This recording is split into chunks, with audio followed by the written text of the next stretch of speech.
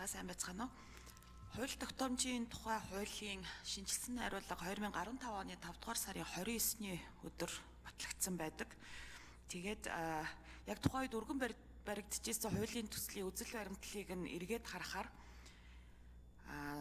2012-оос 16 оны засгийн газрын үйл ажиллагааны төлөвлөгөөнд багтсан нэг зорилтыг гიშ татсан байгаа даа. Хуулийн тухай хуулийг батлуулж, хуулийн хэрэгцээ шаардлага, хэрэгжилтийг үнэлдэг болох.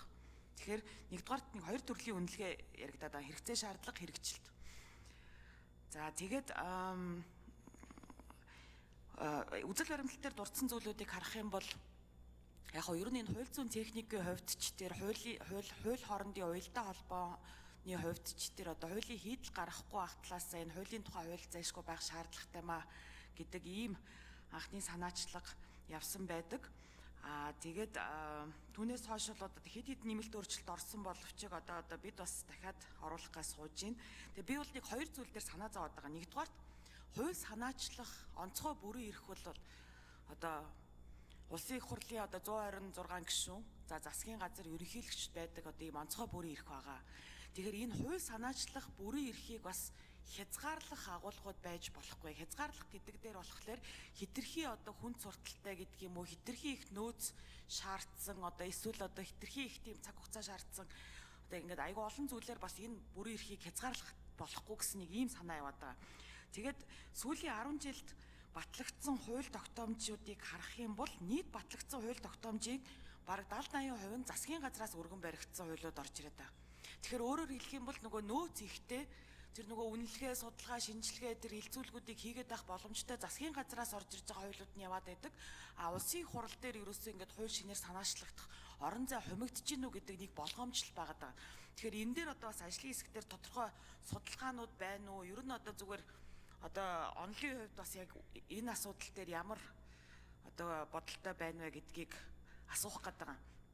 Тэгэхээр хууль санаачлах процессыг бас хитрхи хүн сурталтай болгочих юм бол энэ одоо хууль санаачлах улсын хурлын гишүүдийн бүрэн эрхэд бас халдах зүйл байна уу гэдэг.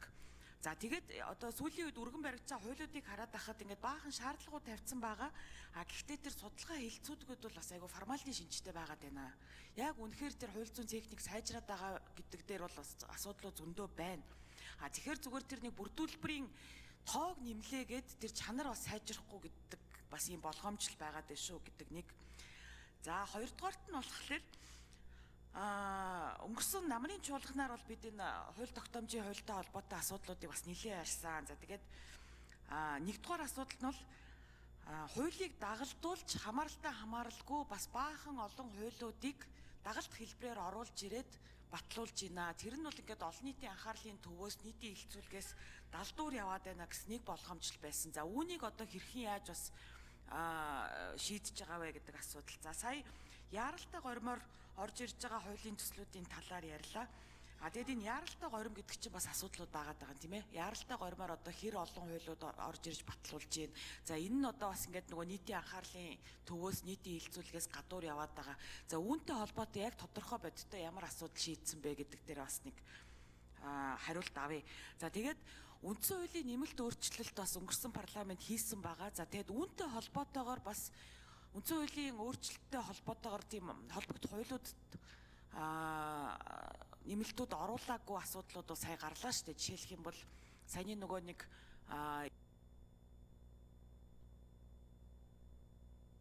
За Удсрангийн номын чим гишүүн асуултанд хариулна.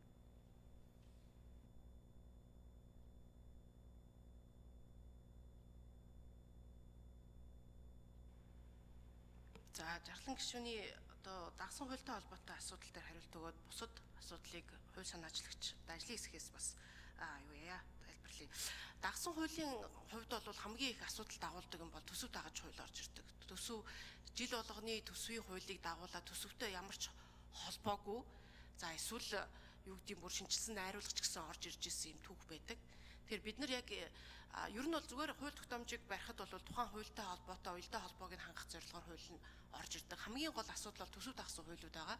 Тэгэхээр төсөв дагсан хууль дээр үндэ бас засгийн газар сангийн яамч гэсэн зовлонгоо хилдэг юм байлээ.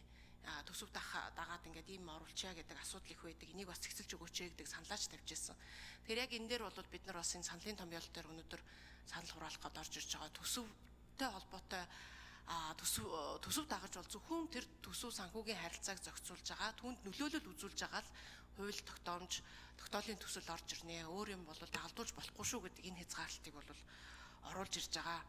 За бусад төрөний онлын асуудал хууль тогтоогчийн эрх үүрэгтэй энэ дээр бас улсын хурлын тухай хууль дээр тодорхой өөрчлөлт ороод улсын хурлын гишүүдийн хууль санаачлах эрхийг илүү нээж өгсөн байгаа. Энэ дээр манай ажлын дэд хэсгээс илүү дэлгэрэнгүй тайлбар өгч.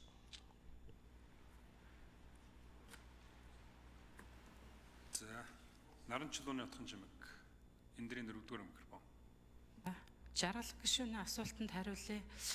Улсын хурлын гишүүд, парламентын гишүүд болон засгийн газрын хууль санаачилж байгаа, батлагдж байгаа тэр статистик тоо бол ер нь дэлхийн улсуудад их тийм ойролцоо байгаа.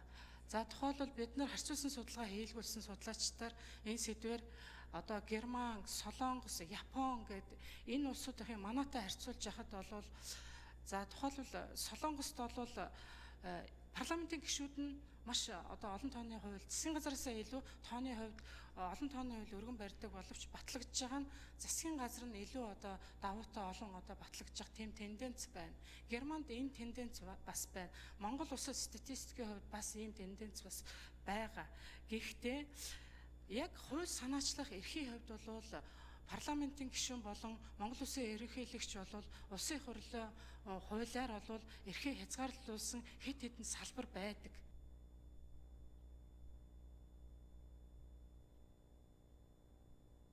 За нэмж хариулъя. За парламентын гишүүн Монгол улсын ерөнхийлөгчийн хууль санаачлагыг эрхийг хязгаарласан одоо хэд хэдэн салбар байгаагийн дотор бол татрын асуудал, өмч, эрийн үерийн захиргаа зөрчлийн одоо хууль тогтоомжийн асуудлаар бол хууль санаачлах эрхгүй одоо байж байгаа. За энэ дээр бол өмчийн одоо асуудлаар зарим хэсгийг бол нээж өгч байгаа хууль тогтоомжийн хуулиараа. За түүнээс гадна захиргааны эрх зүйн харилцаанд холбогдох хуулийг бол санаачлах эрхийг энэ хоёр субъектэд нээж өгч байгаа. За учир нь захиргааны эрх зүйн харилцаа бол өөрөө маш өвөрмөц. Нэг талд нь гүйцэтгэх эрх мэдлийн байгууллага, нөгөө талд нь одоо иргэд хувийн одоо этгээдүүд байж идэг. Тэгтэл хууль санаачлах эрхийг нь бол яг энэ харилцааны нэг талд байдаг одоо этгээдэд дангаар нь олгох бол бас зохимжгүй учир. За энэ хоёр одоо парламентын гишүүн Монгол улсын ерөнхийлөгчийн энэ санаачлах эрхийг яг энэ захиргааны одоо хууль. За одоо тодорхойлох